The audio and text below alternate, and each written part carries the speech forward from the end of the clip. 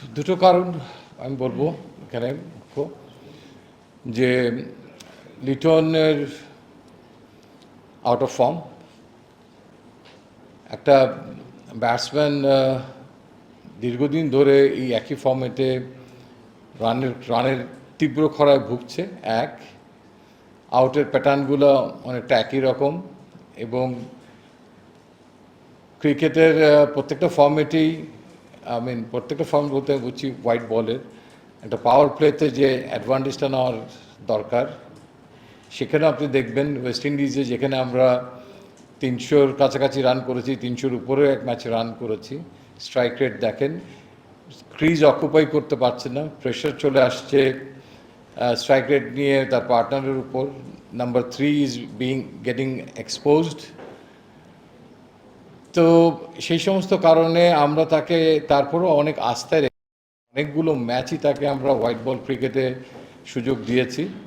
মাঝখানে শ্রীলঙ্কার সঙ্গে ঠিক একটা ডিসাইডিং ম্যাচে তাকে আমরা দলের একাদশে দলে রাখিনি লাস্ট ম্যাচটাতে। তো ঠিক আস্থার জায়গাটা অনেক সময় একটা ব্যাটসম্যান আউট অফ ফর্ম থাকলেও যখন তার প্রতি অনেক সময় ঠিক আস্থার জায়গার থেকে দলে সিলেক্ট হয়, সেই জায়গাটা আমার মনে হয় যে এই মুহূর্তে তিনি সেই অবস্থানে নেই। এক।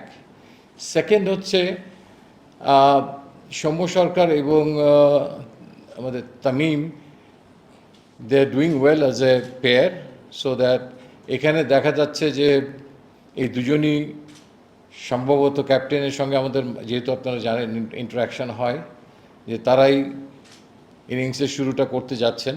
সো ইনফ্যাক্ট প্রথম একাদশেও তার জায়গা নেই। তো সেই জায়গায় আমাদের কাছে মনে হয়েছে যে লিটনের ক্লাস নিয়ে কোনো সন্দেহ নেই, তার মেধা নিয়ে কোনো সন্দেহ নেই, তবে ফর্মে মাঝে মাঝে মানুষের যখন এরকম একটা ঘাটতি দেখা যায়, সংকট দেখা যায়, তখন সেই সংকট থেকে তাকে বের করে নিয়ে আসার জন্য আমার মনে হয় যে একটা সময় তাকে যদি নিয়ে আমরা আরও কাজ করতে পারি, তাহলে তাকে আমরা আরও স্ট্রংলি ইন্টারন্যাশনাল ক্রিকেটে ফেরত নিয়ে আসতে পারবো। কাজ করতে আমি বোঝাতে চাচ্ছি যে আমাদেরও এক্সপার্ট আছে, আমাদেরও অ্যানালিস্ট আছে, বিপক্ষ দলের অ্যানালিস্টরা অনেক বেশি সফল হয়ে যাচ্ছে তাদের পরিকল্পনা নিয়ে লিটন দাসের এগেনস্টে। সো দ্যাট সেগুলোকে ব্রেক করার জন্য আই থিঙ্ক এটা একটা উত্তম সময় যে লিটনকে দলের থেকে বের করে নেওয়া মানে এই নয় যে তিনি দল থেকে ভাত পড়ে গেছেন, সামনে আমাদের অনেক খেলা আছে, এবং আমাদের এক্সপার্টিসরা